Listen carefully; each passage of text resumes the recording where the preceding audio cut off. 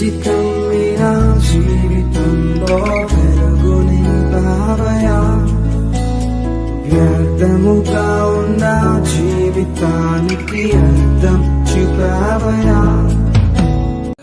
Bible గ్రంథంలో నుంచి ఇద్దరి ముందు ఒక మాట చదువుకుంటారు. ప్రసంగి గ్రంథము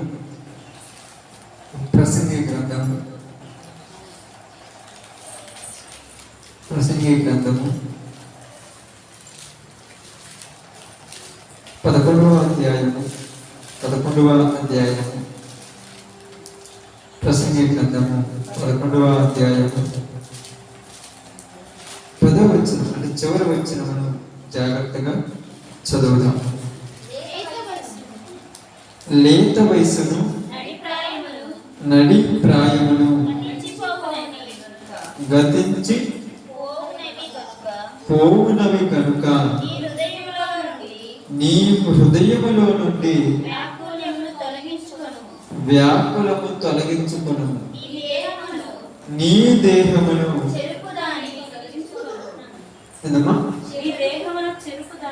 నీ దేహమును చెరుపు దాన్ని తొలగించుకొనుము.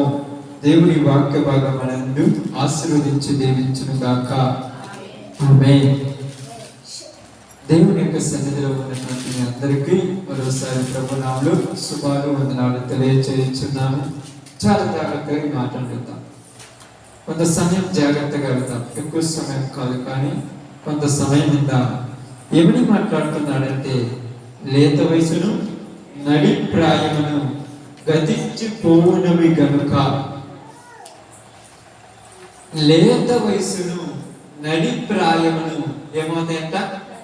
గతించిపోతాయి. అంటే గతించిపోవటం అంటే బాగా గమనించి ఆలోచించండి. గతించిపోవటం అంటే ఏదమ్మా? అయిపోతారు. ఎల్లకాలం లేత వయసు ఉంటుంది, ఎల్లకాలం నడిప్రాయం ఉండదు. ఎక్కువ రోజులు ఉండవయి, కొద్ది రోజులే. లేత వయసు కొద్ది రోజులు ఉంటుంది, నడిప్రాయం కొద్ది రోజులు ఉంటుంది. తర్వాత మళ్ళా ఏముంటుంది? వృద్ధాప్యం. అది రాకుండా ఎవరు ఉండరు. అయ్యా మధ్యలో పోయిన వాళ్ళ గురించి మాట్లాడరు. లేత వయసును నడిప్రాయమును గతించి పోవునవి గనుక నీ హృదయములో నుండి వ్యాకులమును తొలగించుకొనుము. నీ హృదయములో నుండి ఏమి తొలగించుకోమంటున్నాడు? వ్యాకులము. వ్యాకులం అంటే తెగులు, బాధ, ఇంకా దిగులు, బాధ, చింత, ఇంకా కొన్ని రకమైనటువంటి ఆశలు, ఆలోచనలు ఎన్నో ఉన్నాయి చెప్పాలంటే. వీటన్నిటినీ తొలగించుకును అన్నాడు. తొలగించుకోకపోతే ఏమవుద్ది?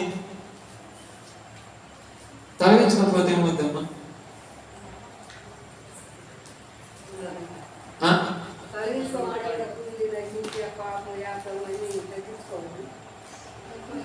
ఉమ్మిడి కుషించి కోపం వస్తుంది, పగలొస్తాయి, దేశాలు వస్తాయి, ఏడుతారు, ముఖాన్ని చిన్నపోతాయి, ఉన్న అందం ఊడిపోతుంది, ఉన్న జీవితం సర్వనాశనం అయిపోతుంది. ఎందుకు బతుకుతున్నామనే పరిస్థితి వస్తా. అంతే కదా?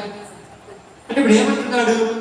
లేత వయసు పోయినట్టుగానే నడి వయసు కూడా వెళ్ళిపోతుంది. నడి వయసులో ఉన్నప్పుడు 9వ వచనం ఏమన్నాడంటే, యవనుడా నీ యవనమందు సంతోషపడము, నీ యవన కాలమందు నీ హృదయం సంతుష్టిగా ఉండనిము, నీ కోరిక చొప్పున నీ దృష్టి యొక్క ఇష్టం చొప్పున ప్రవర్తించు. యవన కాలంలో ఉన్న వాళ్ళందరికీ ప్రయాసపడి చెప్తున్నాడు, నీ ఇష్టం చొప్పున, నీ యొక్క దృష్టి యొక్క ఇష్టం చొప్పున, నీ కోరిక చొప్పున నువ్వు ప్రవర్తించు. కానీ దేవుడు ఒకరోజు ఎన్ని లెక్కలేని తీసుకొస్తారని కింద చెప్తున్నాడు. అంటే ఇక్కడ ఏమంటున్నాడంటే ఆలోచించాలి. ప్రసంగి మాట్లాడుతున్న మాట ఏంటంటే, చివరి సందర్భం ఇది చివరి సందర్భం. ఎందుకంటున్నాడంటే, దుర్దినములు రాకముందే. ఏ దినములు అంట? దుర్దినములు. దుర్దినములు అంటే ఏమని చెప్పాను? ఎవరికైనా గుర్తుందా? దుర్దినములు అంటే ఏమని చెప్పాను? చెప్పాను, వాక్యం చెప్పాను, సబ్జెక్ట్ చెప్పాను. కావాలంటే నా ఛానల్, యూట్యూబ్ ఛానల్ తీస్తే మీరు ఎదిగితే దుర్దినములు అనేది ఉంటుంది. దుర్దినములు అంటే ఏమని చెప్పాను? అదమ్మా చెప్పండి, మీరు చెప్పింది చెప్పండి, తప్పేం లేదు. దుర్దినములు అంటే ఏమని చెప్పాను? మరణ దినం అంటే, ఇంకా మరణ దినం అంటే యవనస్తులు చనిపోతున్నాడు, ముసలివాడు చనిపోతున్నాడు, చిన్నవాడు చనిపోతున్నాడు, లేదు మరణ దినం. అది ఏది దుర్దినం?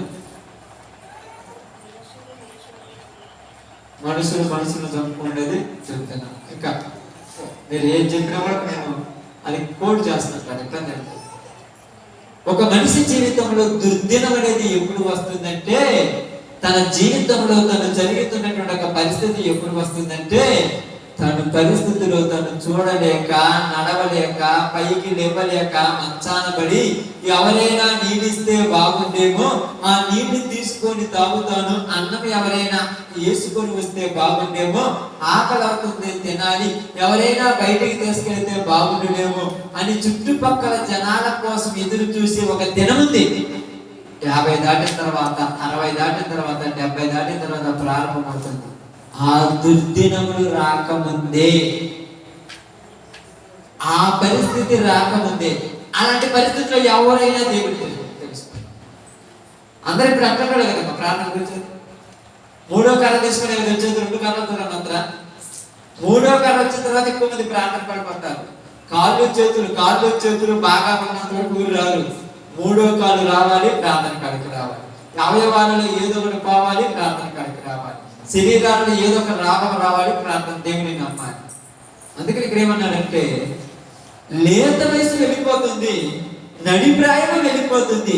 ఈ లేత వయసులో, నడిప్రాయములో మీ జీవితాలలో కొన్ని సంఘటనలు జరుగుంటాయి. వాటిని మీ హృదయాలను పెట్టుకొని కుమిలిపోవద్దు. ఈ లేత వయసులో, ఈ నడి వయసులో మీ జీవితాల్లో కొన్ని సంఘటనలు జరిగి ఉంటాయి. వాటిని మీరు గుర్తు తెచ్చుకొని కుమిలి ఏడవద్దు. నీ హృదయంలో నుంచి వాటిని తొలగించడం అంత కష్టం తెలుసు. కష్టమయ్యేది నిజంగా చెప్పండి కష్టమయ్యేది తొలగించడం తెలుగుపోతాయి. నిజముగా దేవుని నమ్మిన వారికి గుర్తురా. నిజముగా దేవుని నమ్మిన వారికి, ఏదో కాలక్షేపం కోసం దేవుని నమ్మాను, కాలక్షేపం కోసం ఒక పాట పాడుతున్నాను అనే వాడి గురించి మాట్లాడితే, ఇక్కడ లేత వయసు గతించిపోతుంది, నడిప్రాయము గతించిపోతుంది. నీ జీవితంలో జరిగిన సంఘటనలు మాత్రం గతించిపోవటంలా. అర్థమవుతుందా? ఎప్పుడో 15 సంవత్సరాల క్రితం ఎక్కడో ఒక చోట ఒక దరిద్రపు పని చేశావు. ఈ రోజుకు దాని గురించి ఆలోచించి దిగులు పడుతూ ఉన్నావు. ఎందుకంత అవసరమా? ఎప్పుడో ఒక చోట ఎవరో ఒకరితో పగన పెంచుకున్నావు. ఈ రోజుకు నీ హృదయంలో ఆ పగన పెట్టుకొని వాళ్ళు కనపడ్డప్పుడల్లా తెలియని రోగాన్ని తెచ్చుకుంటున్నావు నీ హృదయం. ఎందుకు అవసరమా? అది దాటిపోయిందిగా.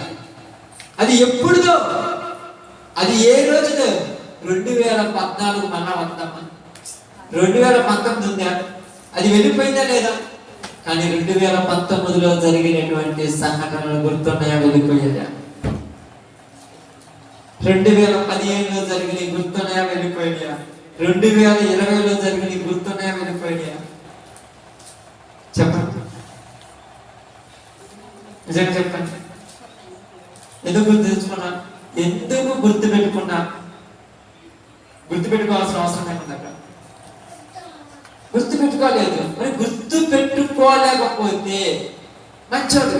గుర్తు పెట్టుకున్న వాళ్ళైతే ఇదే పడుతున్నాడు. ఏమన్నాడు? వాటి వల్ల నీ హృదయంలోనికి ఏమొచ్చింది? వ్యాకులం, దిగులు వచ్చేసింది, తెలియని ఒక బాధ వచ్చేసింది, తెలియని ఒక వేదన వచ్చేసింది, తెలియని ఒక కోపం, తెలియని ఒక పగ, తెలియని ఒక ద్వేషం. ఇవన్నీ ఎందుకు వచ్చాయంటే, ఆ రోజు నాన్నే మోసం చేసి. అంటే గుర్తుపెట్టుకున్నావని, ఆ రోజు నేనేమన్నా తెలుసా? నా ఇంట్లో నీకు రోసం అంటే నా ఇంట్లో అడుగు పెట్టదు. నాకు రోసం లేదనుకున్నావా? ఏ రోజు? అన్న రోజు. ఈ రోజు ఉందా? అన్న రోజు పోయింది. అన్న వారం పోయింది, అన్న నెల పోయింది, అన్న సంవత్సరం పోయింది, కానీ నీ హృదయంలో నుంచి పాడదు. బాగపోతే ఏమవుతాయి అంటే ఏమవుతుందంట,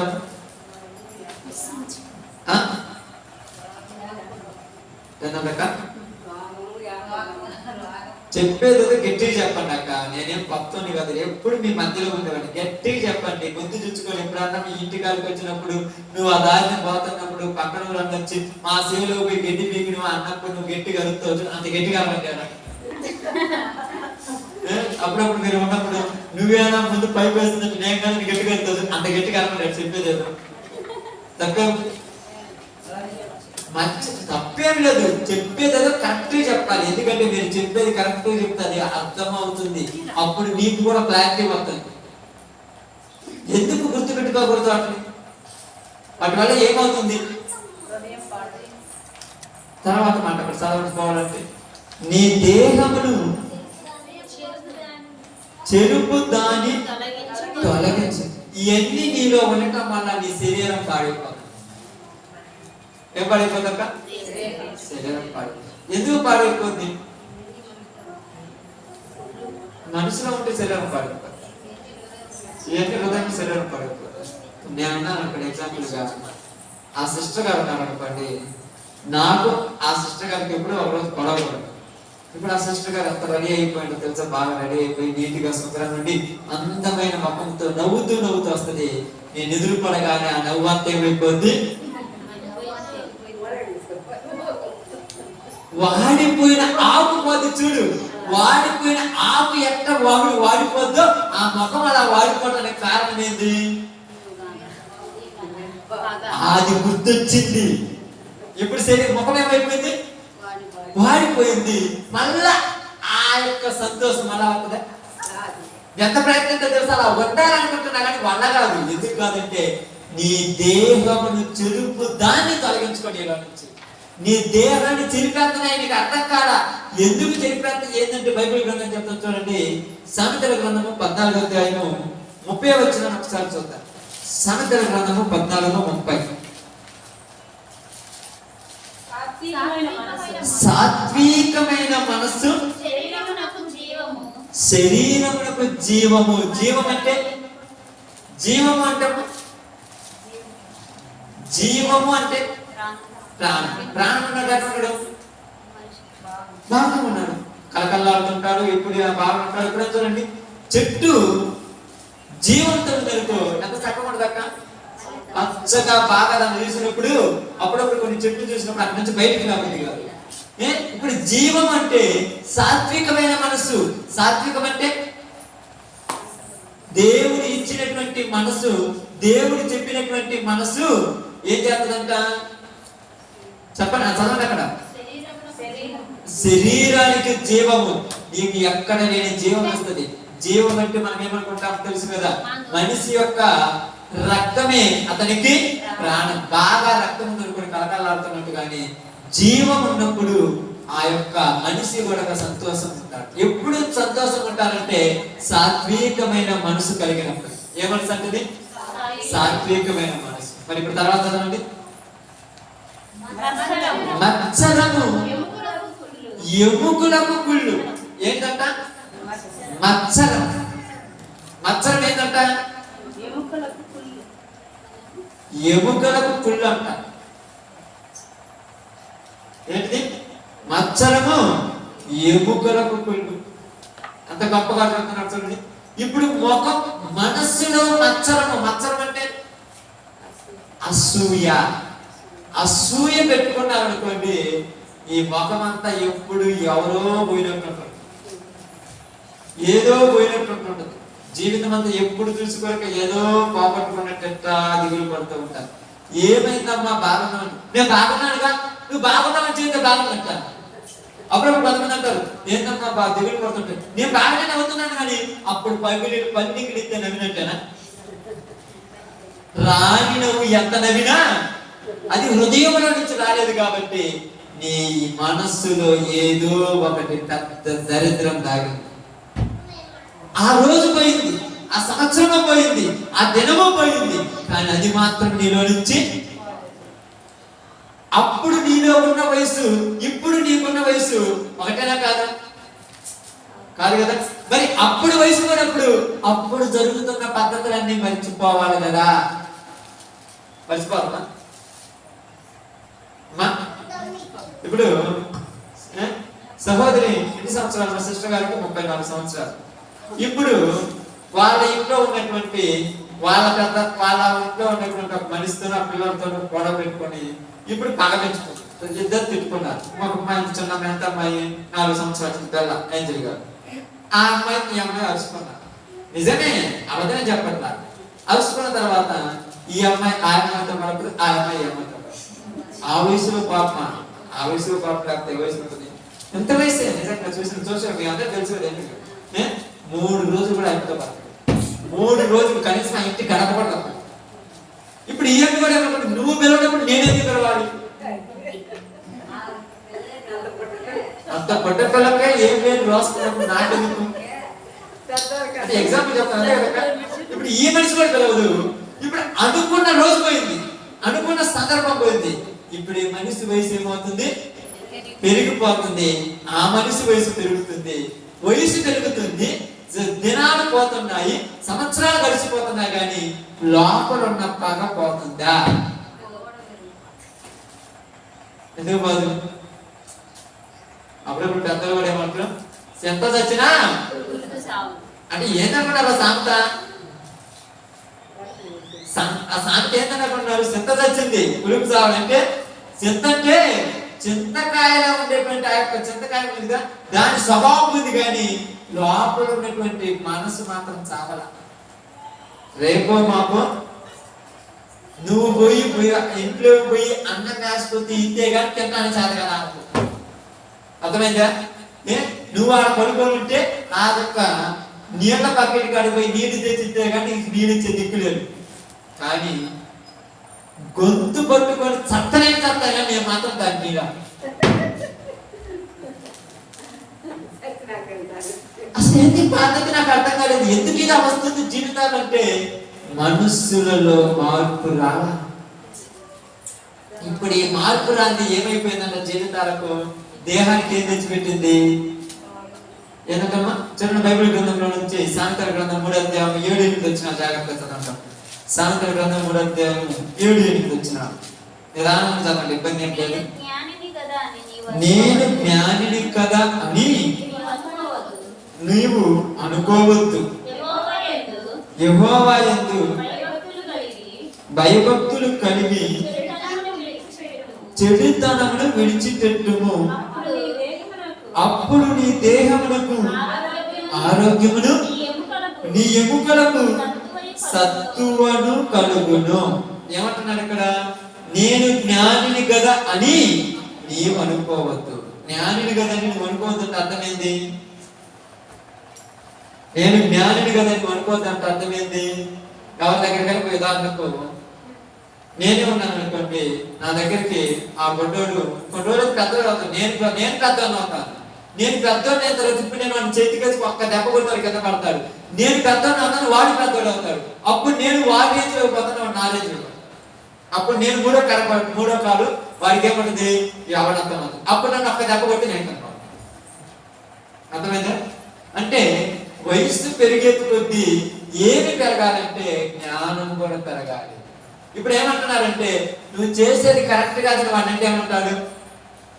కరెక్ట్ అంటాడు. ఇప్పుడు వాడిని ఏమన్నా మనందరము తెలియదు అంతేనమ్మా? బాగా అర్థం చేసుకో. తెలుసా తెలియదా? తెలియదు. ఇప్పుడు నేను 70 సంవత్సరాలు పోయాను లేదా 50 సంవత్సరాలు పోయాను, ఇప్పుడు నేను కూడా నేను చేసేది కరెక్టే అంటాను. మనస్తత్వం అర్థం చేసుకోండి. ఆ వయసు కొన్ని వాళ్ళు ఏదైనా చేస్తుంటే ఇది కరెక్ట్ కాదమ్మంటే నీకేం తెలిసినది కాదు మన వచ్చిన వాళ్ళు అంటే చేసేది కరెక్ట్ అంటారు. ఇప్పుడు ఈయనేమంటుంటారు? మేము జ్ఞానులము, మేము ఏది చేసినా కరెక్ట్ అంటాం. అంటే ఇక్కడ ఏమి రావడం కదా, సాత్వికము, వినయము, విధేయత, ఆప్యాయత, ప్రేమ, అనురాగాలు రావటంలా. అందుకేమంటున్నారు తెలుసా? నీవు జ్ఞానివని అనుకొనవద్దు, యెహోవా యందు భయభక్తులు కలిగి చెడుతనాన్ని విడిచిపెట్టమన్నాడు. చెడుతనం అంటే ఇక్కడ ఏంది? ఇక్కడ చెడుతనం అంటే ఏంది? చెడ్డది అంటే ఏంటిది? అది గర్వం. మరి చెడుతనం అంటే పాపం. అంటే పాపం ఏంది? కోపము, వేషము, అసూయ, పగ, కుళ్ళు, కుతంత్రం. అబ్బా నేను బాగా గుర్తొస్తాను అసలు ఎంత బాగుంటుందో తెలిసి ఏం చెప్పుకుంటుంటే. ఎందుకు అనుకుంటారంటే ఇప్పుడు మీకు అర్థం కావడం ఒక చిన్న మాట చదివిస్తాను బైబిల్ గ్రంథంలో నుంచి.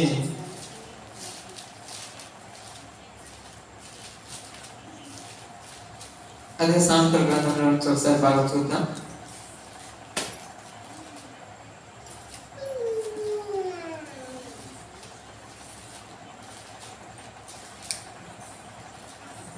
సామెతల గ్రంథము బాగా వినండి, చాలా బాగా వినండి. నేనేమి పెద్ద మరణాన్ని చెప్పట్లేదు, మీకు అర్థమైతే చెప్తున్నాను. సామెతల గ్రంథము 23వ అధ్యాయము 17వ వచనం. పాపులను చూసి నీ హృదయమందు మత్సర పడకము. ఎవరిని చూసి? పాపులను చూసి నీ హృదయంలోనికి ఏమి రాకూడదు? మత్సరం రాకూడదు. ఈ మత్సరం రావటం వల్ల ఏమవుతుందంట? మత్సరం ఏం చేస్తుందంటమ్మా? ఎముకలను కుళ్ళ చేస్తుంది. ఈయన చేసినంత కాలం చేస్తుంటారు, ఇప్పుడు కూర్చుంటారు, వాళ్ళని చూసి వీళ్ళు ఇలా చేస్తున్నారు, వీళ్ళు ఇది చేసుకుంటున్నారు, వాడు ఇది సంపాదించుకుంటున్నారు, ఇది చేసుకుంటున్నారు, వీటిని పొడి పెట్టుకుంటున్నారు, వీళ్ళేం చేయట్లేదు. వాళ్ళని చూసి హృదయంలో వ్యసనపడి లేనిపోని రోగాలు తెచ్చుకుంటున్నారు. నువ్వు చేసిన రోజు చేసి ఇప్పుడు పదార్థంగా తినే వయసు, ఇప్పుడు నీకు ఎందుకు అన్నింటితో పని? ఇప్పుడు అవసరమా? వదిలిపెడతారు చెప్పండి అక్క? మత్సరం వదిలిపెడతాడా? కోపాన్ని ఎవరైనా వదిలిపెడుతున్నారా? అసూయని ఎవరైనా వదిలిపెడుతున్నారా? వేషధారిని ఎవరైనా వదిలిపెడుతున్నారా? ఒకళ్ళ మీద సాడీలు చెప్పే పద్ధతి ఎవరైనా వదిలిపెడుతున్నారా? ఏ వయసు? ఇప్పుడు నేను ఏ వయసు గురించి మాట్లాడుతున్నా?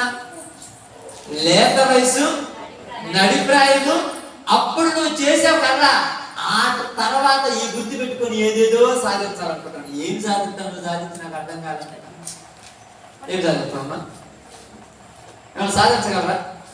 మరి ఏమి సాధించలేరు. ఏమి సాధించినప్పుడు మరి అన్ని మనిషికి ఎందుకంటే మత్సరము ఎముకలకు ఏం చేస్తుందంట? కుళ్ళు కలుగు చేస్తుంది. కాబట్టి ఇక్కడ ఏమంటున్నాడు? ఇప్పుడు చూడండి, 3వ వచనం మనం చదివినప్పుడు, సామెతల గ్రంథం 3వ అధ్యాయం చదివాం మనం. 8వ వచనంలో ఏమంటున్నాడు?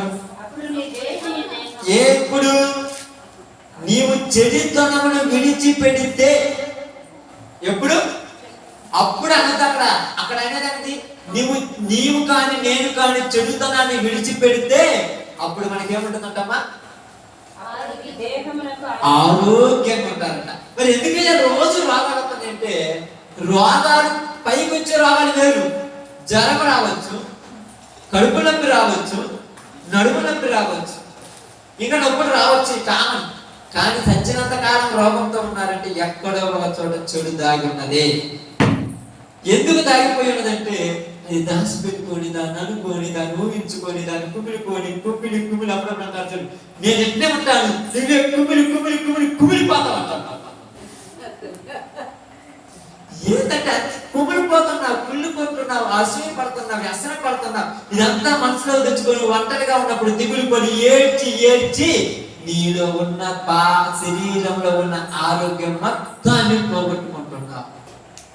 నాకు అసలు అట్లా లేదు అంటే, లేకపోతే ఈ రోజు మీ అందరికీ చెప్తున్నాను, చెడుతనాన్ని విడిచిపెట్టగలిగినమా? నేను విడిచిపెట్టాను, అంతేనా? విడిచిపెట్టాను. విడిచిపెడితే నీ శత్రువుతో నువ్వు మాట్లాడగలుగుతావు.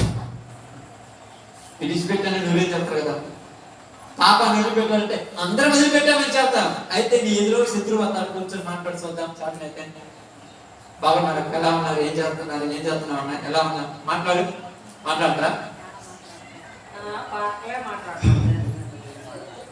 చెప్పండి. అందరి గురించి మాట్లాడుతున్నాడు. పాస్కేం కొమ్ములు రాలేదు, ఇస్పాస్కేం కొమ్ములు లేవు, అందరూ మాట్లాడతారు. ఇక్కడ ఏమంటారు? బాగా ఆలోచించండి.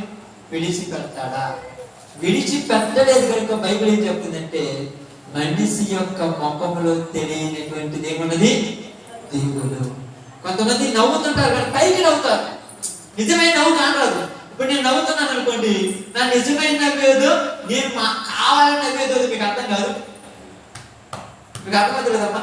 నేను మనస్ఫూర్తిగా నవ్వినప్పుడు అది కళ్ళలో నుంచి నీళ్ళు వస్తుంది, ఆ నవ్వేరు. ఏదో ఇప్పుడు నవ్వాలి కాబట్టి నవ్వుతుంటే దాని నవ్వి అంత నవ్వి కట్టవుతుంది. అందుకే ఇక్కడ అదే చెప్తున్నాను. ఏమంటున్నారు తెలుసా? 17వ అధ్యాయం సామెతల గ్రంథము 22వ వచనం చేస్తానమ్మా. సామెతల గ్రంథం 17వ అధ్యాయము 22వ వచనం. సంతోషము గల మనసు ఆరోగ్య కారణము, నలిగిన మనసు ఎముకలను ఎండిపోజేయును. సంతోషము గల మనసు ఎలా ఉంటుందంట? ఆరోగ్య కారణం అంటే ఎలాగంటే తెలుసా? అదే సామెతల గ్రంథం సొలొమోను గారు మాట 15వ అధ్యాయం 11వ వచనం చదవండి. 15:13. సంతోష హృదయము ముఖమునకు తేటనిచ్చును. ఏందమ్మా? ముఖమునకు తేటనిచ్చును, మనోదుఃఖము వలన ఆత్మ నలిగిపోవు. సంతోష మనసు ముఖానికి ఏమవుతుంది? ఏంటి ఇంత కలకాల ఆడుతున్నామంటే ఏమీ లేదు, ఆనందమే. అందుకే చాలా మంది అంటారు సంతోషమే సగం ఫలం. సంతోషంగా లేకుండా ఏం చదివాలనుకుంటే నాకు అర్థం కాదు. ఆనందంగా లేకుండా ఏం చదివాలనుకుంటారు? సాధితం అయ్యంటే ఏం సాధిస్తావు? ఇంకా కొన్ని రోజులు పోతే 40 పోయి 50 వస్తుంది, 50 పోయి 60 వస్తుంది, చివరికి పక్కన కూడా సాధిస్తావు. అంతకుమించి సాధిస్తావా? నువ్వు కూకున్నటువంటి ఈ ప్రదేశంలో నీకు ఎవరు? ఎక్కడో నువ్వు వద్దనుకున్న ఆ ప్రదేశంలోనే 6 అడుగులు పూర్తిని సాధిస్తారు జనాలు సంతోషం లేకుండా. ఇంకేం సాధిస్తారు? ఉన్న 4 రోజులు సంతోషం ఉంటే వాళ్ళ ముఖం ఏముంటుందంట? తేజస్సు. అందం అనగానే మీరు ఎక్కడో చూస్తారేమో, అందం అంటే నవ్వు ముఖమే అందం. ఎర్రగొన్నారు, తెల్లగొన్నారు, నల్ల ఇవన్నీ కాదు, నవ్వుతూ కలకలాడుతుంటే అదే వాళ్ళకి అందం అంతే. అది ఇక్కడ దేవుడు కూడా ఏమంటున్నారు తెలుసా? సొలొమోను గారి ద్వారా సంతోషము వారి ముఖమున, సంతోష హృదయము వారి ముఖమునికి ఏమిచ్చునంట? తేటనిచ్చును. అప్పుడప్పుడు కొంతమంది మీరు చూస్తుంటారు, ఏంద్రా దిగులు పడుతున్నమాట.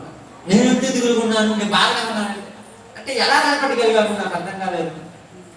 ఇప్పుడు ఒక మనిషి దిగులు పడుతున్నాడని ఎలా కనిపెట్టగలిగారక్క?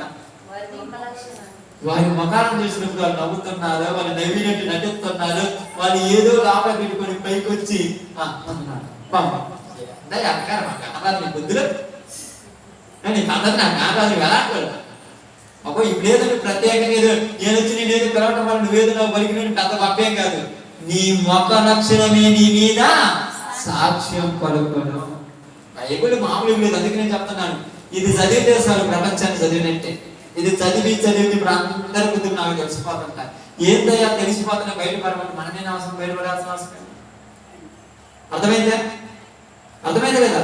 నేను దేవుని కొరకు పనిచేసినప్పుడు దేవుని పని కొరకు ప్రయాసపడతాను, కానీ నా ఇష్టం కొరకు పనిచేసినప్పుడు అంత ప్రయాసపడుతుంటాను. నీకు నచ్చినప్పుడు ఒకలా ప్రయాసపడతావు, నీకు నచ్చకపోతే ఒకలా ప్రయాసపడతావు. నేనేమంటారు ఇప్పుడు? సంతోష హృదయం కాదు ఇది. నీ మనసులో ఎప్పుడూ ఒకటి దాచిపెట్టుకుని తీసేసుకోవాలనుకున్నాను. పోవట్లేదు, ఎవరు చెప్తూ పోదని పోదక్క. ఎన్ని బాగుంటుంది బాగుంటుంది లెక్క, కానీ బాగుంటే మనసు మనకు. అప్పుడప్పుడు ఏమంటారు తెలుస్తా? బైబిల్ గ్రంథం ఏ శత్రువు ఏమన్నారంటే, పేతురు గారు యేసుప్రభు దగ్గరికి, అయ్యా నా శత్రువు ఒకసారి తప్పు చేశాడు, 2 సార్లు తప్పు చేశాడు, 3 సార్లు తప్పు చేసి నేను 3 సార్లు జన్మించాను, ఎన్నిసార్లు జన్మించాను? 7 మార్లు. ఏమన్నాడు?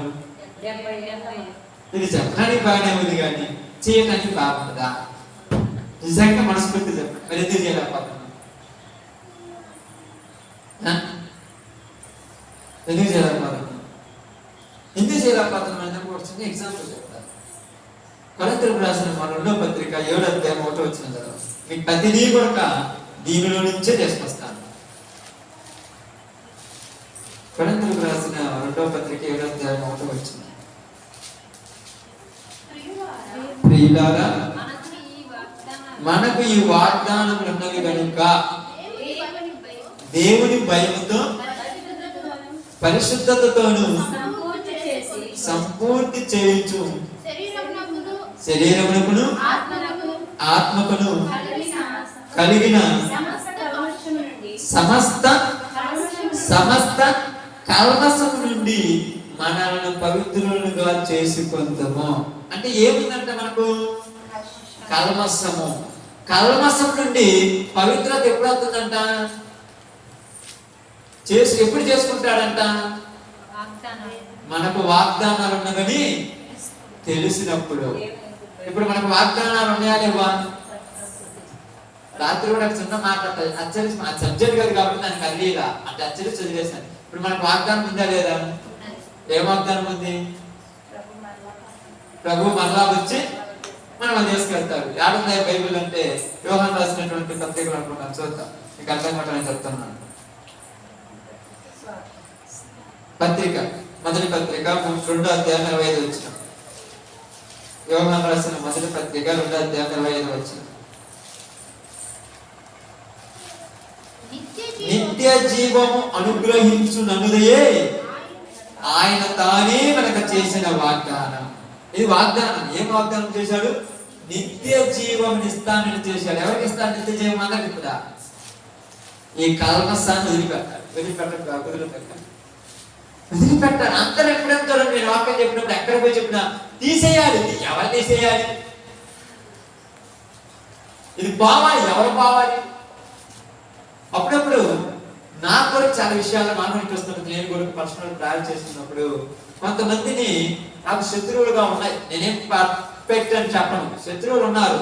తర్వాత వాళ్ళు ఎదురుపడ్డారు. నేను ఎన్ని మార్పున్నాను, నేను తగ్గించుకొని వాళ్ళని పిలిచాను. నాకు తెలుసు నేను పిలవాల్సిన అవసరం ఏంది, నీకేమంత అవసరం ఏంది? వాళ్ళు ఏమన్నా డబ్బులు కట్టలేదు, వాళ్ళు ఏమన్నా పోషించరా.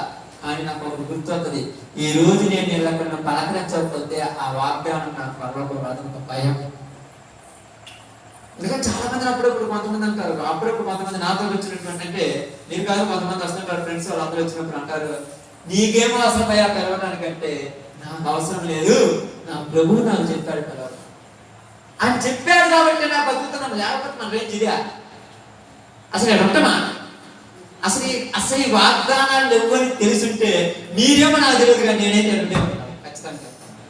మీరు ఒక 2 రోజులు నాకే తెలియదు, కానీ నేనైతే మాత్రం ఈ ప్రాంతంలో, ఈ పల్లెలో, ఈ ప్రదేశంలో కనీసం ఈ దరిదాపులో కూడా ఉండేవాడు కాదు. ఈ వాగ్దానాల గురించి నాకు తెలియదు. ఈ వాగ్దానాల గురించి తెలిసినాయి కాబట్టి లోకంలో వాటన్నింటినీ వదిలేసుకున్నాను. అన్ని వదిలేసినని ఆఫ్టర్ నా ఎదురుకున్నటువంటి ఒక అక్కనో, ఒక చెల్లెలను, ఒక అన్ననో, ఒక తమ్ముడును, ఒక తండ్రి లాంటి వాళ్ళు నన్ను తిట్టినా కూడా బాగున్నావా అని పిలిస్తే తప్పేముంది? ఇన్ని వదిలేసిన మీరు ఒక్కటి వదిలేయలేమా? ఇప్పుడు చాలా మంది అంటారు, అంతగా తగ్గిన చేతగాని వాళ్ళం కాదు మనము. వాళ్ళని అర్థం కాదు, వాళ్ళని గెలిచి వాళ్ళని ఎత్తిని కూర్చున్నాము. పౌలు గారు ఏమంటారు? ఎవడైనా నీ శత్రువుని ఎదురగొత్తే వాడికి ఏం చేయమన్నాడు? గ్లాసులు చల్లనీళ్ళు ఇవ్వమన్నాడు. ఇదే ఏంటంటే అర్థం, వాళ్ళ తల మీద నిప్పులు పోసినట్ట. నీళ్ళిస్తే నిప్పులు పోసినట్టు ఏంటంటే నువ్వు ప్రేమించావు, నువ్వు క్షమించావు, నీ శాపము వాడి మీద పడిపోయింది అంతే. అప్పుడప్పుడు మీరు చూస్తుంటారు కొన్ని ప్రదేశాలకు వెళ్ళినప్పుడు, కొన్ని ప్రాంతాలకు వెళ్ళినప్పుడు, మీరు కూడా చూస్తున్నారు కొన్ని దృశ్యాలకు వెళ్ళినప్పుడు, అక్కడికి పోయినప్పుడు నన్ను ఎవరూ పరుచుకోలేదని మీరు ఫీల్ కావద్దు. పట్టించుకోలేదంటే మనం ధన్యులమే. ఎందుకు చెప్పండి? వాళ్ళు మనమే పడుచుకుంటే ఏంటి? వాళ్ళు మన దగ్గర పిచ్చగాలేదు, మచ్చగాలేదు, మనమే వాళ్ళని పడుచుకోవాలంటే వాడికి ఏం తెలియదు. వాడికి 70 సంవత్సరాలు ఉండొచ్చు, వాడికి ఏం తెలియదు. వాడికి 80 సంవత్సరాలు వాడికి ఏం తెలియదు. ఎందుకంటే దేవుడి గురించి తెలిసినోడు అందరినీ ప్రేమిస్తాడు. అందరికి ఎవరికి ఇవ్వాల్సిన ఇవ్వాలంట. మీకు అర్థమవుతుంది కాదు. ఒక ఎగ్జాంపుల్ చెప్తున్నాను. యేసు ప్రభు వారు కుష్ఠరోగి అయినటువంటి సీమోని ఇంటికి భోజనానికి పిలిచారు. ఆయన ఒక పరిచయం భోజనానికి పిలిచారు. ఆ భోజనాన్ని పిలిచిన తర్వాత యేసు ప్రభు వచ్చాడు. ఇంటిలోకి వచ్చిన తర్వాత యేసు ప్రభు వారు ఆయన భోజనానికి కూర్చున్నారు. పిలిచింది కాబట్టి కూర్చున్నారు. కూర్చున్న వెంటనే యేసు ప్రభు వారికి నీళ్ళు ఇవ్వలేదు, నూనె పెట్టలేదు. వాళ్ళ పద్ధతి ప్రకారం కనీసం పలకరించారు, కూర్చోన్నారు, గెలిపి వెళ్ళిపోయారు. ఇప్పుడు ఒక ఆమె వచ్చింది. ఎవరంటే ఎంతో తెలుసా? వచ్చింది, వెనక కూర్చుని కన్నీళ్లతో ఆయన పాదాలు దొరుకుతుంది, తన పురులతో పాదాలు దొరుకుతుంది, ఆ పాదాలు కత్తర పోసింది, ముద్దు పెట్టుకుంటుంటే ఇప్పుడు అందరూ ఏమంటున్నాడు? ఇది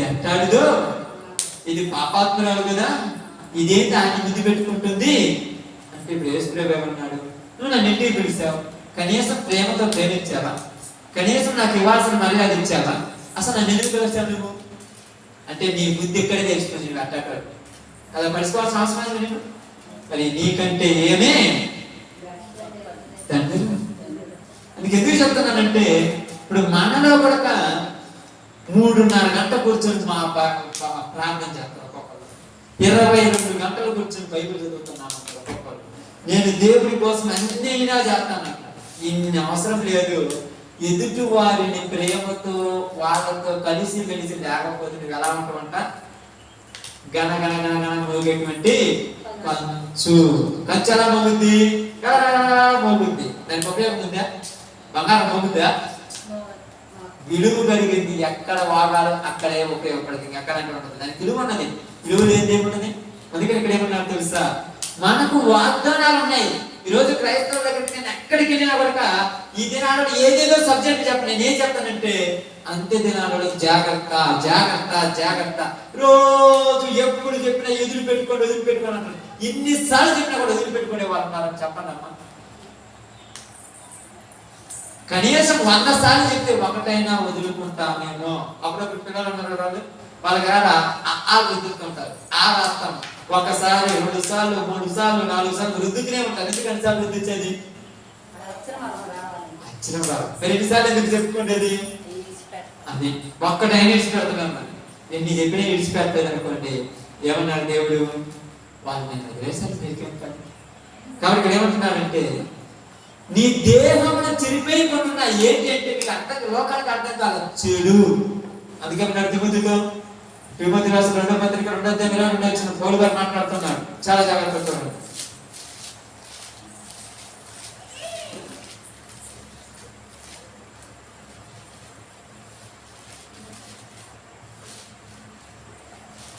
తిమోతి 2:22 తొందరగా చదవండి.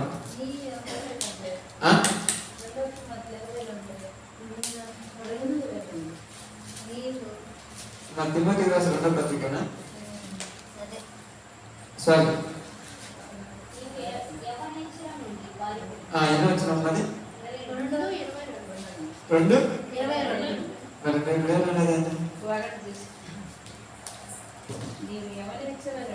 నీవు యవనేచ్ఛల నుండి పారిపొమ్ము, పవిత్ర హృదయులై ప్రభువునకు ప్రార్థన చేయు వారితో కూడా నీతిని, విశ్వాసమును, ప్రేమను, సమాధానమును వెంటాడము. ఏమంటున్నాడు? నీవు నీ యవ్వనేచ్ఛలను విడిచిపెట్టు అంటున్నాడు. పారిపోమంటే విడిచిపెట్టమన్నాడు కింద. ఏమంటున్నాడు? నీ యవ్వనేచ్ఛల నుండి విడిచి పారిపోమన్నాడు, విడిచిపెట్టమన్నాడు. విడిచిపెట్టిన తర్వాత ఏమిటో కలగాలంట? ఏమన్నారు చూడండి, ప్రార్థన చేయు వారితో కూడా నీతి, విశ్వాసమును, ప్రేమ, సమాధానమును ఎంటాడు. ఎవరితో ఉండాలంట? వదిలిపెట్టిన తర్వాత ప్రార్థన చేయు వారితో కూడా. ప్రార్థన చేసే వాళ్ళతో ఉండాలి. ఇప్పుడు ఉంటున్నారు ప్రార్థన చేసే వాళ్ళతో వదిలిపెట్టిన తర్వాత. నేను అప్పుడప్పుడు చాలా సార్లు చెప్తాను, మీరు అంటారు ఈ ప్రకాష్ గారు పని బాగలేదు అనుకుంటున్నాను. నేను ఆడో ఇంటికాడు ఉంటే ఇంటికాడికి వచ్చి మాట్లాడమన్నాడు, అక్కడే ఏ దగ్గరికి వచ్చి మాట్లాడమన్నాడు అంటే నేనేమొట్టి చెప్పండి. ఎవరితో ఉండమంటున్నారు ఇక్కడ? ప్రార్థన చేయు వారితో కూడా. ప్రార్థన చేసే వాళ్ళతో నువ్వు వచ్చి ప్రార్థనలో కూర్చుంటే అక్కడ నీతి, సమాధానమై ఉంటాయి. అదే ప్రార్థన చేసి నువ్వు ప్రార్థన చేయ వాళ్ళ మధ్య కూర్చుంటే ఏమవుతుంది? పోరాటాలు, ఆరాటాలు. అంతమంది మధ్యలో నువ్వు ఆ దగ్గర కూర్చున్నకు 2 గంటలు కూర్చున్నకు ఆ 2 గంటలలో కనీసం 2 లక్షల 30 లక్షల మాటలు మాట్లాడతారు. ఆ 2-30 లక్షల మాటల్లో ఏదో ఒక మాట నీ మనసును గుర్చే మాట మాట్లాడిపోతా. నీకు కూడా తెలియదు. ఇంటికి కూర్చో తర్వాత 2 లక్షల మాట గుర్తుండవు, కానీ ఆ మనసులో గుర్చే మాటే గుర్తొస్తాం. ఏమంటారంటే ఉదాహరణతో భార్యను, భర్తను, కన్న బిడ్డను, తోబుట్టును ఎవరినో ఒక విధంగా ఆ పైప్లో ఒకసారి అనేసిపోతారు. వాళ్ళు నన్ను అన్నారే, వాళ్ళు నన్ను అన్నారే, ఆ మంచం ఉంది, ఆ మంచంలో అడ్డంగా పడుకో, లేకపోతే కింద చాపేసుకున్నట్టు పడుకొని ఇట్ట అన్నారని నేను దిగులు పడి ఆ పాపం అంతా అసలు అది బాగున్నట్టు అది వినేదానివి కాదుగా, అసలు అక్కడ బాగున్నట్టు ఉండేవాడివి కాదుగా, అసలు నువ్వు ఎక్కడ కూర్చోవాలి, ఏటిని అంటాడమని, ఏటితో పోరాడమంటున్నాడు, ఏటితో పోరాడమని చెప్తుంటే మనం ఏడగొంటున్నాం, ఏం చేస్తున్నాం? నీ యవ్వనెచ్చలు అంటే నీ యవ్వనెచ్చలని అన్నిటి నుంచి యవ్వన కాలంలో కోపం వస్తుంటది, యవ్వన కాలంలో పగలు వస్తుంటాయి, యవ్వన కాలంలో ద్వేషాలు వస్తుంటాయి, యవ్వన కాలంలో శరీర కోరికలు వస్తుంటాయి, యవ్వన కాలంలో అనేకమైనవి వస్తుంటాయి. ఇక నీ వయసు పోయిన తర్వాత వాటిని వదిలిపెట్టేయాలంటే పాపమును ద్వేషించి పాపిని ప్రేమించాలి. అది క్రైస్తవుల యొక్క నినాదం. పాపమును ద్వేషించాలి, పాపిని ప్రేమించాలి. నన్ను కాదని నా మీద తప్పు చెప్పిన వాళ్ళనే నేను అలా ప్రేమించాలంటే ఆమె చేసిన పాపాన్ని విడిచిపెట్టి ఆ చేసిన పాపిని ప్రేమించదని మారాలి. అది చాలా కష్టం. అంటే ఏ కష్టం లేకుండా పరలోకం ఉంటుందా? ఈ మధ్య కాలంలో ఆకాశంలో ఎగిరే విమానం ఎక్కాలంటే 10,000, 20,000, 50,000 కావాలంటే ఆకాశ మహాకాశాలు దాటినటువంటి స్వర్గమైన పరలోకంలోకి వెళ్ళాలంటే ఏం కావాలి? విమానం నా జీవితంలో తొలికి ఎక్కలేదు, విమానం ఎక్కకపోయినా పర్లేదు, పరలోకం బాగుపడితే మాత్రం ఎందుకు పనిక. యెహోవానిచ్చ నుండి పారిపోమని ఎందుకు చెప్తున్నానంటే వీటి వల్ల ఏమవుతుందంట చూడండి. ఏమవుతుంది?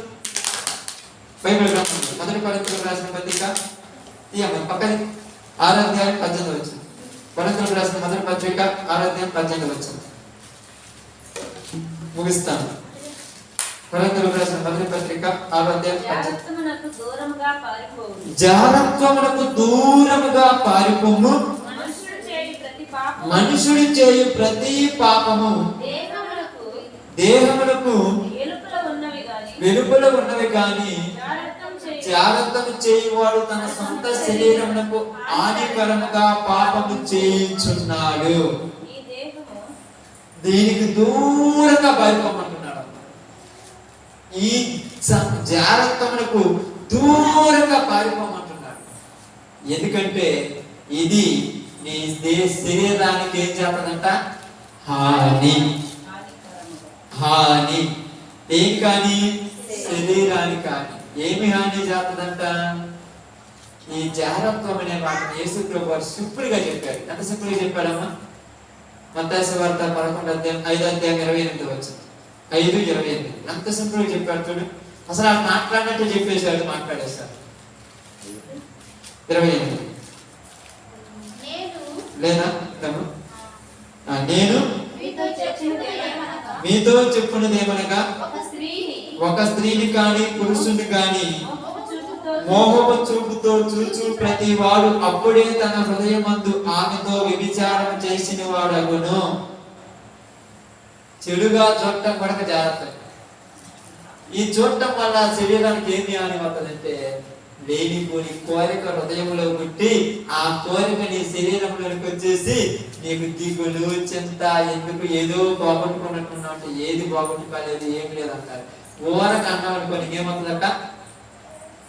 ఓరకు మాట్లాడితే ఏమవుతుంది? ఇంకా కోపం, చిరాకు, పిల్లలతో బాగా మాట్లాడు, పెద్దలతో బాగా మాట్లాడు, అసూయ పడుతుంటారు. ఎందుకు ఇలా ఉన్నామంటే ఏం లేదే. అప్పుడు అర్థం చేసుకోవాలి పట్టిందిలో పెద్ద దయ్యమని. ఎవరినేనంటే పట్టిందిలో పెద్ద దయ్యం అనుకోవాలంటే ఏది కోపడుతున్నావు? నేనేమన్నానంటే ఎందుకు వారు ఇసుకుంటా? ఇసుకించడం అడగడం కూడా ఇసుకించడమే. పట్టింది పెద్ద దయ్యం. అది శరీరాన్ని పాడు చేసేదాకా పోదు, అది పాడు చేసేదాకా పోదు. కాబట్టి నీ దేహంను పాడు చేసేది ఒకటి జాగ్రత్తతో సంబంధమైనది. ఇక రెండోది ఏంటో చూద్దాం. బైబిల్ గ్రంథంలో రోమీయులకు రాసిన పత్రిక 14వ అధ్యాయం 17వ వచనం.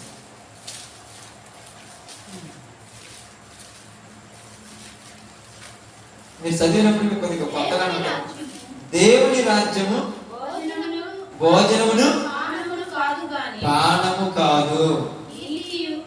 దేవుని రాజ్యం ఏం కాదంట? భోజనము పానం కాదు. అంటే భోజనము పానం అంటే ఏంది? తింటము తాగడం కాదు. మరి తిని తాగొద్దా? తిని తాగొద్దా? తినద్దు తాగొద్దా? మీరు ఏడుకోబోదు తాగటం వల్ల ఎక్కడికి వెళ్ళవద్దు తాగుతుంటే కానీ ఆ ద్రాక్ష గురించి మాట్లాడతాను, ఇక్కడి గురించి మాట్లాడతాను. తిండి ఎంత తినాలి? తగినంత తినాలి. అప్పుడప్పుడు చాలా మంది అంటారు, కొంతమంది అంటారు ఎగ్జాంపుల్ రెండు కడుపులు వస్తాయి అంటుంటారు. పచ్చదన్నం రోజు ఏమో ఒక రకమైన కడుపు వస్తుంది, చికెన్ బిర్యానీ రోజు ఒక రకమైన కడుపు వస్తుంది. ఏంటి రెండు కడుపు వస్తున్నాయి అంటే మీరు ఇంకో విధంగా అనుకోవచ్చు. అంటే తినే తిండిలో తేడా, ఎంత తినాలో అంతే తినాలి. అతిగా తినటం వల్ల ఏమవుతుందంట, ఏమవుతుంది అతిగా తింటే?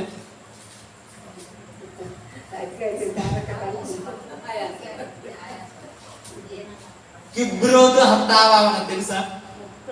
కిబ్రోతు హత్తావాలో దొరికాయమ్మ పూరి అంటే మాంసం దొరికింది. ఇంకా దొరికింది ఇంకా పాతులని ఎక్కడ తిన్నారంట? నాసిక. అంటే మనిషికి ఎన్ని రంధ్రాలు ఉన్నాయి అన్ని రంధ్రాల నుంచి వచ్చేది అంట. అవి అనక అటు తిరిగి చాలా మంది వచ్చారు. అరగలేదు, అరగనట్టుగా ఎందుకు తినమన్నారు? నిన్ను తినేస్తావు, ఏదో మొక్కలు పెట్టారని 3 ముక్కలు 4 ముక్కలు తినేస్తావు. తర్వాత అంటే నేను తక్కువ చెప్పండి, కొంత ఎక్కువ తింటున్నారు. తర్వాత అన్నం బాగుందని బాగా నోటికి రుచి దొరికిందని ఎక్కువ తినేసావు.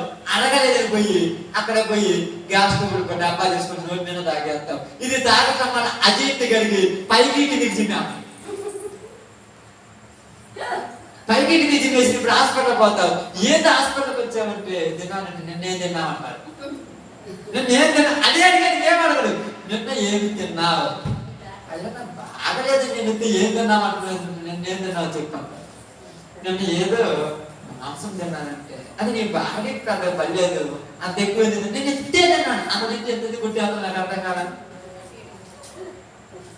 నేను ఇంతేనా? ఎక్కువ మంది కొద్దిగా తినుంటుంది, లోపల అరిగించుకుంటేది, కానీ ఎక్కువ తినుంటావేమో. అందుకని ఏమన్నారు? తిండిపోతులు త్రాగుబోతులు దేవుని రాజ్యానికి వారసులు కాదు. అందుకని నేను సేవలోకి వచ్చినప్పుడు ప్రారంభంలో నాకు కొన్ని చోట్ల ఒక దైవజనుడు ఒక విషయాన్ని చెప్పినప్పుడు నేను విన్నాను. 3 విషయాలు నాకు జ్ఞాపకం గుర్తుపెట్టుకుంటాను. ప్రార్థనకు పిలిచినప్పుడు ఎక్కడ ఏంటి అని అడగకుండా వెళ్ళిపోవాలి. మొదట ప్రార్థనకు వస్తున్నా పాస్టర్ గారు అంటే నాకు వేరే చోట ప్రార్థన ఉందని రానని చెప్పాలి. అక్కడికి వెళ్ళినప్పుడు అక్కడ ఎంతమంది వస్తారు, పెద్ద సంగమా, ఏం లేదు, వస్తావంటే రమ్మని చెప్పాలి. రెండోది, ఎవరైనా నీ ముందు ఏదైనా పెట్టినప్పుడు తినేటప్పుడు సగమాకలతో వేయాలంటే, కడుపు నిండా తినకూడదు, ఎక్కడ సగమాకలతో వేయమని చెప్పి నాకు మీకు మళ్ళీ మీరు అప్లై చేసుకునే తర్వాత సగమాకలతో వేయాలి. ఇక మూడోది ఏంటంటే మనము తిరిగి వచ్చేటప్పుడు ఎవరిని ఇబ్బంది పెట్టకుండా, ఇబ్బంది పెట్టడం ఏంటంటే నేను మీ తర్వాత తెలుసు. ఇబ్బంది పెట్టడం ఏంటంటే తెలుసా? ప్రార్థన చేస్తా, పోయేస్తాను, పోయిరా మళ్ళీ ఇప్పుడు 2-3 సార్లు చేస్తా, పోయేస్తానండి అంటే ఇబ్బంది పెట్టాలంటే. అంటే ఎందుకు చెప్తానంటే ఏది పెట్టినా ఇంకొకటి అడగకూడదు. వాళ్ళు పప్పు పెట్టారా తినాలంటే, పచ్చడి పెట్టారా తినాలంటే, లేదా వాళ్ళు అలా ఇంకోటి ఏది పెట్టారు ఇది నా ముందు ఇంకోటి కావాలని అడగకూడదు. ఎందుకంటే అందరి పరిస్థితులు ఒక లాభం కావాలి, సేవ చేయాలంటే ఇది కావాలి. అందుకని చాలాసార్లు మీరు అంటుంటారు కొన్నిసార్లు, ఏంటయ్యా తినొచ్చుగా మీరు పెట్టేస్తుంటారు. మీరు పెట్టి తిననుకో తర్వాత నేను పాడైపోతాను, మీరు పెట్టినంత నేను బాగుపడుతున్నాను, పాడైపోతా. అందుకని మీరు ఎంత పెడితే అంతే అరగంట కాదు. అంటే ఎందుకు చెప్తున్నామంటే తిండి మనిషి శరీరానికి బద్ధకానికి తెచ్చారు, దానివల్ల కొన్ని పరిస్థితులు వచ్చేస్తాయి. కాబట్టి ఇక్కడ ఏమంటున్నానంటే దేహమును పాడు చేసేది ఏదైనా అది పక్కన పెట్టేయాలి, దాని నుంచి తొలగిపోయినది. ఏదైనా దేహాన్ని పాడు చేసేది ఏదైనా కూడా కాదు. మనం ఇంకా 10 గూగుల్ చూస్తుంటాం, టీవీలు చూస్తాం, మన దేహాన్ని పాడు చేస్తాయి తెలుసా? ఏం చేస్తుంది దేహాన్ని పాడు అంటే? కళ్ళు రాకపోతే అప్పుడు ఏమంటారు తెలుసా? నాకు కళ్ళు ఉంటే బైబిల్ పోతుంది, ఉన్నప్పుడు చదవరా, ఉన్నప్పుడు అలా చూసి ఉన్నాయి బాగుంటుంది. ఇప్పుడు చదవమంటే ఏం చదువుతాం? అప్పుడు ఒక సిస్టర్ గారు పాడు, నాకు కను దృష్టి ఉన్నంత వరకు చదవలేదు నీ వాక్యము, కను దృష్టి పోయాక చదవాలని ఉంది నీ వాక్యము. ఆమె గుడ్డం పాడిన పాట అంత చక్కగా పాడిన. నిజంగా ఇప్పుడు ఆ పాటలు పాడుతుంటాం, అసలు ఆ పాటలు ఆ రాగాలు ఆ అర్థాలు కలిగి ఉన్నాయా? ఏమి లేదు. దాంట్లో ఒక డీజే మ్యూజిక్ పెట్టి దీంట్లో ఒక తబలాసిని పెడితే పాట పాడేది ఎంత అయితే ఆ మ్యూజిక్ ఉన్నది ఎంత. యేసయ్య గారు పాటలు పాడారు. పాటలు చూసినప్పుడు ఎక్కడ కూడా ఎక్కువ మ్యూజిక్లు ఉండవు.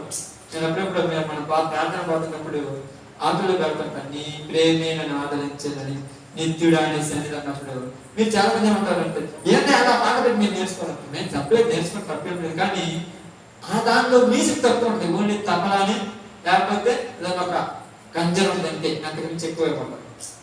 ఎందుకంటే ఏడు మధ్యలో అర్థం లేకుండా పోతుంది. అంటే నేను పాడొద్దని చెప్పట్లేదు, వద్దని చెప్పట్లేదు, కానీ ఒక మాట చెప్తున్నాను, దేవుని యొక్క రాజ్యానికి ఆటంకమైంది ఏదైనా దాన్ని ఏం చేయాలంట? వదిలేయాలి. ఏంటమ్మా? వదిలేయాలి. ఎందుకంటే చివరి మాట చెప్తాం, మనం ప్రార్థన చేస్తాం. చివరి మాట చూడండి, యాకోబు రాసిన పత్రిక 4:14. యాకోబు రాసిన పత్రిక 4:14. రేపేమి సంభవించునో మీకు తెలియదు కనుక మీ జీవితం ఏ పాటిది? మీరు కొంతసేపు కనబడి అంతలోనే మాయమైపోయే ఆవిరి లాంటి వారు. ఆమేన్. మీ జీవితం ఏ పాటిది? ఎందుకు ఈ మాట చదివించాను ఎన్నికలోకి వచ్చినాక?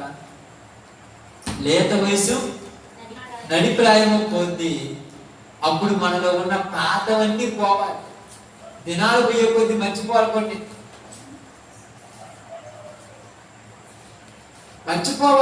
మర్చిపోకపోతే నేను నిజంగా చెప్తాను చూడండి, 2023లో జరిగింది.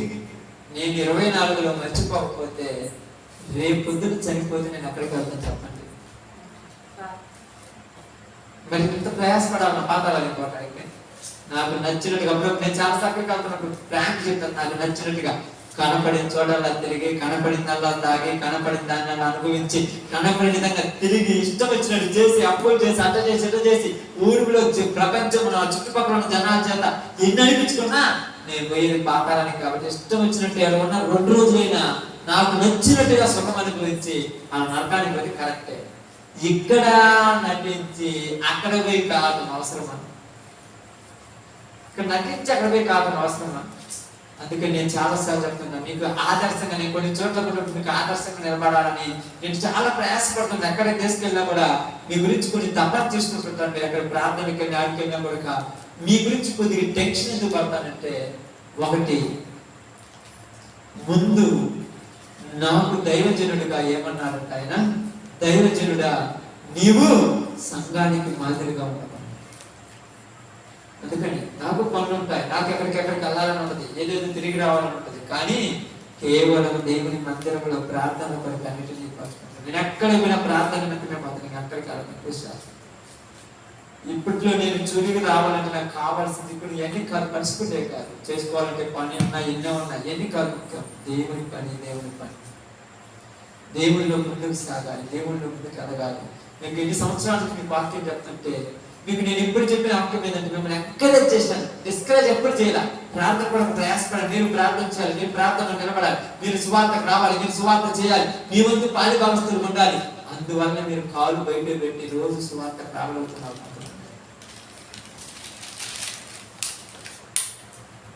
మీటింగ్లను, ఇంకోటను ఏదని కాదు, ప్రతిదీ మనం సువార్తలాగా చేయాలి. ఎలా చేయాలి అనుకోగలుగుతున్నాను. ఎందుకంటే వాక్యముతో వాళ్ళని మనం ప్రేరేపించాలి. నేను చెప్పిన మాటలకు మీరు మారకూడదు, దేవుని మాటను బట్టి మారాలి. ఎందుకని ఏమన్నా తెలుసా, నీ దేహంలో చెరిపివేసే దానికి ఏం కావాలి? దూరం కావాలి. నిజంగా చెప్తున్నాను, మనం అప్పుడప్పుడు ప్రార్థన పోతాం, అప్పుడెప్పుడైతే మధ్య అంశం పోతున్నాం, మనం పోయేటప్పుడేమో ఖచ్చితంగా 6:30 వెళ్ళిపోతాం. ఏ రోజు కూడా మనము 12 గంటల కంటే ముందు వచ్చింది లేదు. ఎక్కువ శాతం 11, 11:30, 10:30, ఎక్కువ శాతం 11 దాటుతుంది. మనం తిని పడుకుంటే 12 దాటుతుంది. మళ్ళీ అందరిలా కూడా 5 లేకుంటారు, 6 లేకుంటారు. కానీ ఇప్పుడు ఏ గ్యాస్ ట్రబుల్ రాలేదు, ఏ ప్రాబ్లమ్స్ రాలేదు, ఏమి రాలేదు. హఠాత్తుగా నేను నడిచిపోతూ. కానీ కొన్ని రోజులు నువ్వు నిద్ర మానుకుంటే ఇబ్బంది పడతామంటే ఏది పర్లేదు, ఏం రాదు. ఎందుకంటే ఇప్పుడు ఎలా చేస్తున్నాం దీన్ని? ఆనందంతో చేస్తాం. మీ ఆనందమే మన సంతోషం. దిగులుతో బాధతో ఏందిరా మళ్ళీ ప్రార్థన పోవాలా, ఏందిరా సార్ ఎందుకు పోవాలా, ఏందని దిగులుతో వస్తున్నారా, టెన్షన్ పడ్డట్టే. జాగ్రత్త. సంతోష హృదయము మనిషి ముఖానికి ఎదుగుతుందంట.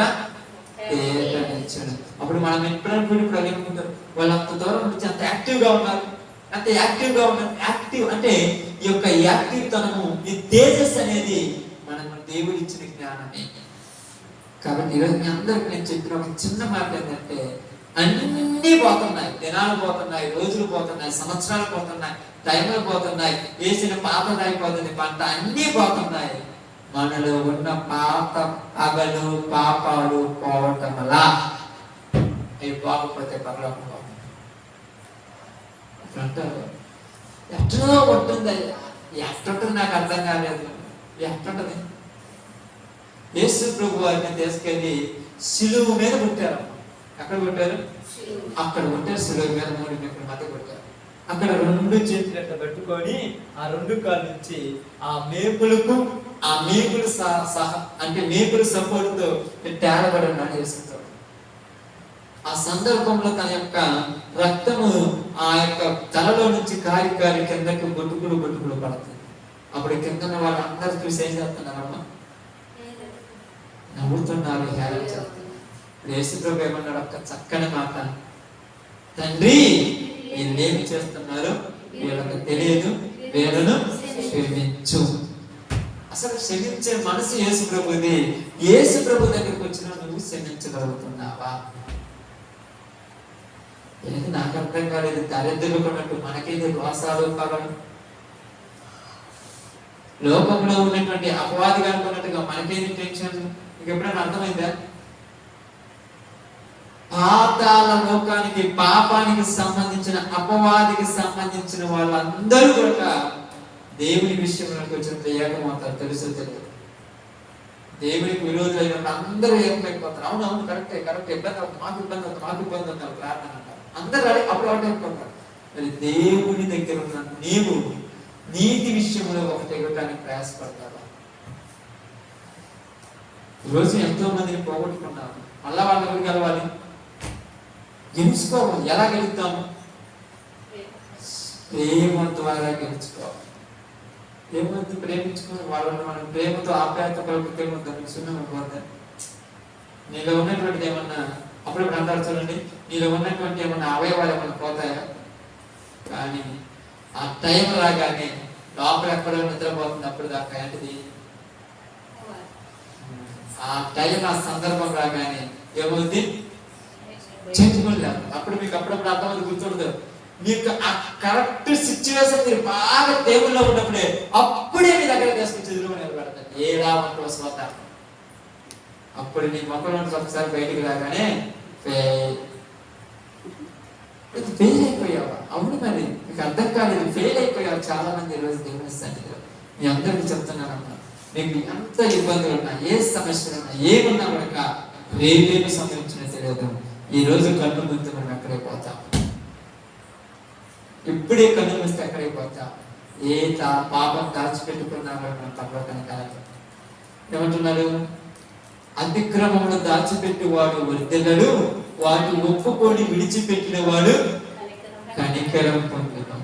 మన మీద దేవుని కనికరం రావాలంటే ఒప్పుకోవాలి, విడిచిపెట్టాడు. ఒప్పుకుంటారు చాలా మంది, విడిచిపెట్టరా? ఒప్పుకుంటారు. నేను తప్పు చేశాను, నేను తప్పు చేశాను, నేను విడిచిపెట్టే కావాలి కదా. ఒప్పుకుంటే తన దృష్టి కాదు, విడిచిపెట్టడం గొప్ప విషయం. కాబట్టి వీటి వల్ల మన దేహాన్ని విడిచిపెట్టకపోవటం వల్ల అవి మనలో ఉండి రోజు మనకు ఆలోచనలు, ఆ దిగులు, ఆ ప్రయాసించి మనం 30 సంవత్సరాల మనకి ఎన్ని సంవత్సరాలు కనపడతాం? 30 విడిచేస్తే 60 సంవత్సరాలు. ఏందమ్మా ముసలి అంటారు. ఎందుకంటే 4 రోజులు ముసలి కాదు, 90 సంవత్సరాలు కనపడదు. ఎందుకంటే ఈ ఒట్టినంతా అసూయ, పగ, ద్వేషం మనిషి ఎక్కుతున్నాము. ఎక్కడొస్తారు చెప్పు? ఎనీ టైం, ఎప్పుడు కూడా నేను ఏ సందర్భంలో కూడా చెప్తున్నాను, దేవుని జ్ఞానం నీ హృదయంలో ఉంటే నీకు ఏమీ లేకుండా సంతోషంగా, ఆనందంగా జీవిస్తా. అది క్రైస్తవులు నేర్చుకోవాల్సిన పద్ధతి. ఏంటయ్యా నీ సంతోషం అంటే? దావీదు అన్నాడు, ప్రభువా నీ రాజ్యంలోనికి నేను వెళ్ళటమే నాకు కావాల్సిన గొప్ప సంగతి. నన్ను రమ్మన్నావు, నేను వస్తానన్నాను. అందుకే తన జీవితంలో చేసిన దాన్ని మళ్ళా గుర్తు తెచ్చుకోవడం మర్చిపోయాను. మనం కొరకు చేసిన వాటిని గుర్తు తెచ్చుకోవద్దు, మర్చిపోదా. రేపటి నుంచి కొత్త జీవితం ప్రారంభించాలి. అంటే ఇప్పుడు కొత్తగానే ఉండొచ్చు, కానీ ఎక్కడో చదువుకొని ఉంటాయి. భూతత్వంలో పెట్టే కానీ కాదు, బయటికి కానీ మనం భూతత్వం పెట్టి కాదు. కాబట్టి వాటన్నిటిని తీసివేసి కొత్త జీవితం సంపాదించుకుంటాం. అలాంటి కృప దేవుడు మనకు అనుగ్రహించును కాక. ఆమేన్. అందరూ మురుకం తల వచ్చి ప్రార్థన చేయడానికి ప్రయాసపడతాం.